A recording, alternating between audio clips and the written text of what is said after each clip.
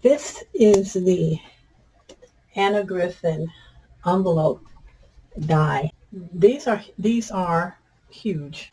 This large envelope die is larger than a 12 by 12 sheet of paper. So most craft paper, unless you're having it custom cut, is 12 by 12, not 12 by 12.909 or whatever the measurement is on this die.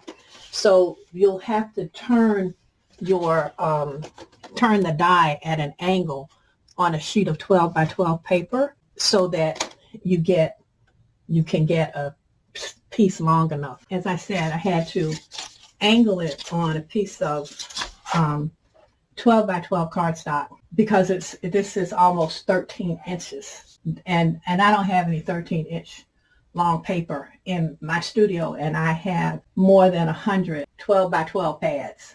I have 8 by 8 and 6 by 6, and I have A4. I have all sizes of papers that I purchased over the years, and I don't have a single sheet of paper that's 13 inches long. So I suppose from my point of view, I don't understand the value of this die to the average crafter, because if I'm making something by hand, like if I'm doing 50 wedding envelopes, I'm doing those 50 wedding envelopes for creative purposes, yes, but a lot of times it also be for cost saving purposes. I'm not going to waste, I'm going to 50 sheets for this and then side panels. If these things were 4 inches wide, you could get 3 of them on a 12-inch sheet of paper, or maybe not quite 3 because you would have to cut it end to end, and that might be a little difficult, but you could theoretically, mathematically get 3 on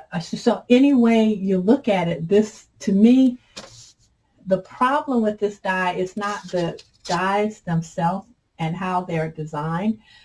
It's not the components. It's not even the price. It's just I don't understand the logic behind creating something for crafters that's larger than the paper that is available to them by the time you order special size paper. To me, I'm sorry, this one is a huge no for me. I didn't think about it when I looked at the dimensions. I think I really didn't think about it because there are a lot of things you get that you can adjust and make them fit. And I mean, I can adjust this because I can just cut it short and leave this part off of it. I have rounders. I can round the corners. I can do all these things and score it and fold it up if I wanted to do it. Or I could just leave the bottom square. I could just make a square flap. It doesn't have to be rounded. But if I want it rounded, I know how to cut this with another die to make it rounded.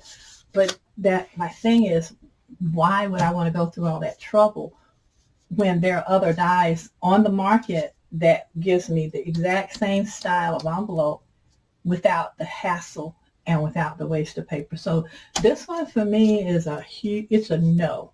And it's a no because I don't think it's practical from a creative standpoint. I just think it's too much work, and it's not practical for if you're going to do large quantities. As far as the quality of the dies, the components, the pricing, it's Anna Griffin, and it's her usual style, it's her usual quality, and it's her usual pricing. But the practicability of this one just eludes me. So for me, it's a no.